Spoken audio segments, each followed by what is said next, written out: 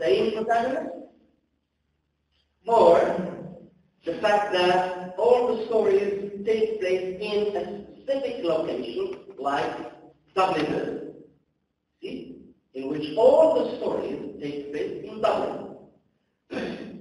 See, and so within a specific historical period in which the same themes occur again and again and again and again in every short story in different ways. In each short story, of course, you have the same theme, but dealt with in a different way, because each short story is, of course, independent of the other.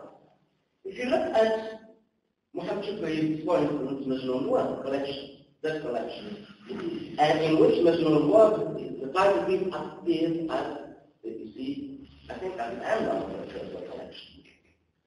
You can respond to the flower tree, as it was translated, as a short story that is independent, you see, of all the other short stories. But, curiously, a full appreciation of the flower tree, the story itself, depends certainly on the reading of the other short stories. Example, when you reach the title piece, that is the short story itself, in which the young protagonist is a prostitute. Have you read the story? Has anyone read the story? Yes. Yes. Yes.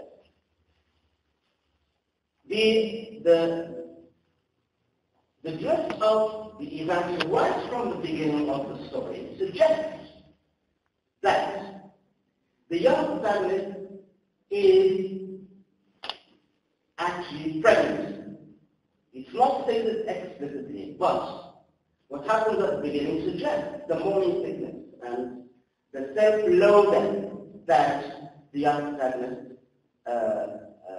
experiences suggests that she is pregnant with an illegitimate child. Good. The actual dimension, of course, should be had a distinct purpose in this particular short story, which is, you see, to illustrate the moral sort of bankruptcy, as they have called it in one of the articles they have written about it. The bankruptcy, the moral bankruptcy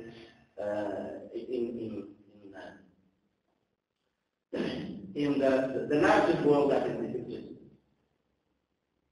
But the full dimension of the problem necessitates a reference to another short story in which, you see, the illegitimate children are bought and sold.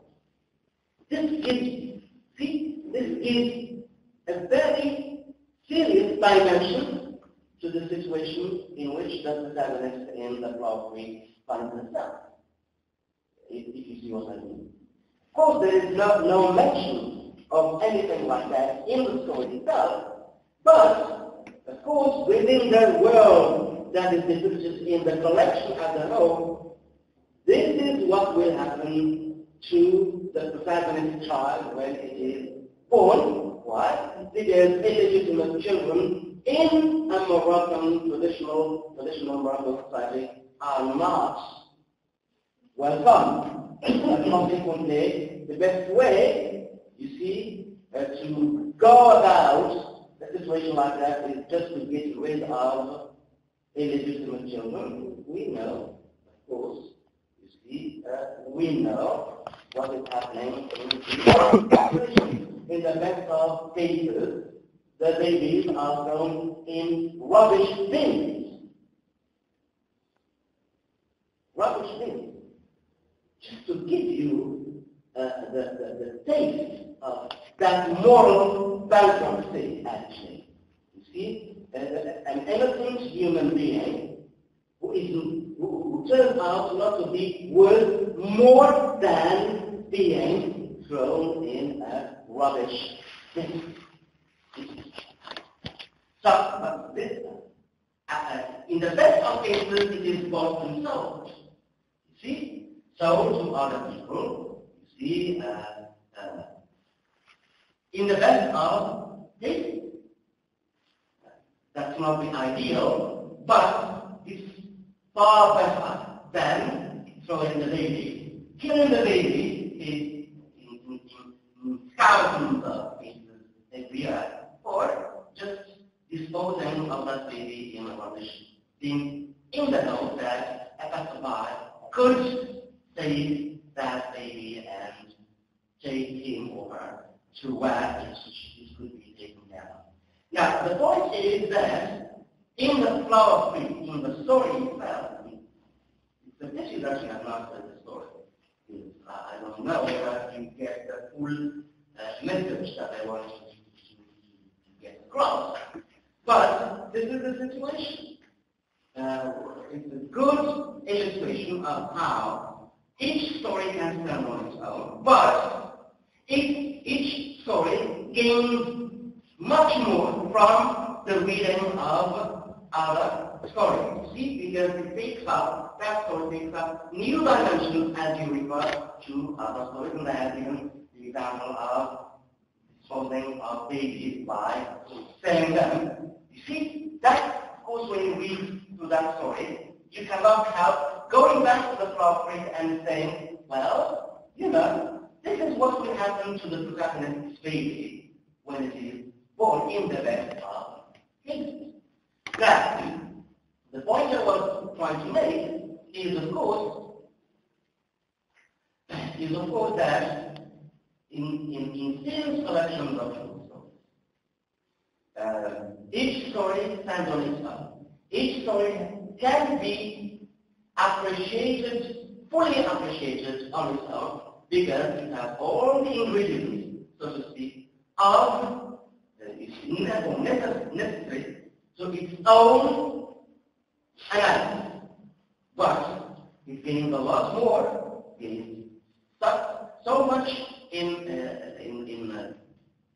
meaning, in extra textual dimensions by reading the other story. And of course, this is just because there is something that links the stories, you see, not physically, but in an abstract way. There is something in which all the stories could be looked at. This is, of course, how short story series, short story collections, you see, work. Right? You do not just put in a collection whatever short story you like.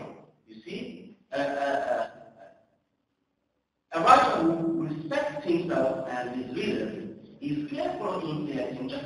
It's not a matter of, publishing as many short stories in a collection as possible. It's selecting short stories which, of course, go together in a way, among which there are ties, either in terms of characterization, in terms of setting, in terms of thematic concerns, or in terms of worldview, in terms of lifestyle, whatever. But there is always something that links, you see, those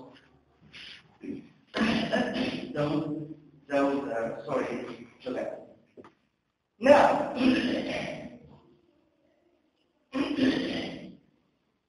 what links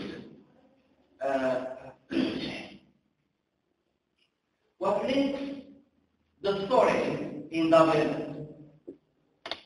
And just say a few things about this, because it will help you understand the story itself.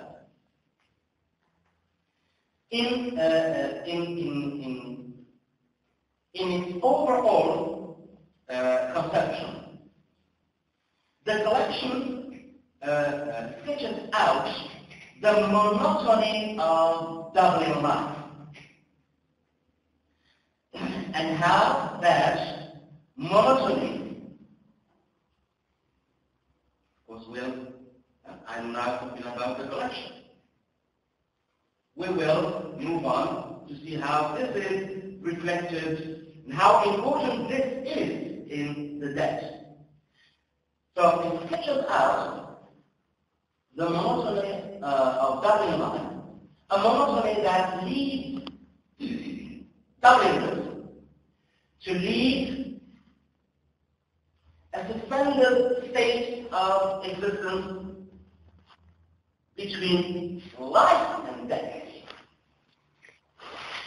in which each person has a potential, each person has a thought, but no one is capable of any life-sustaining action. This is, of course,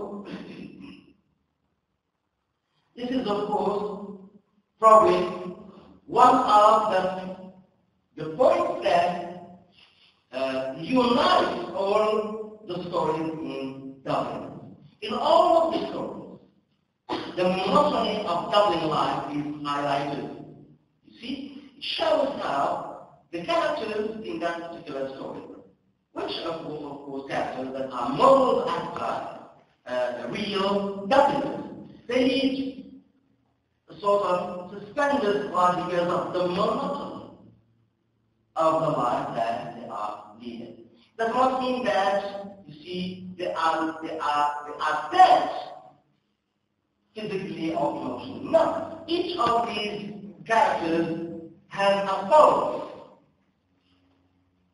But the problem is that none of the Dubliners, none of the characters in the story is capable of any action, any profound, life-sustaining action.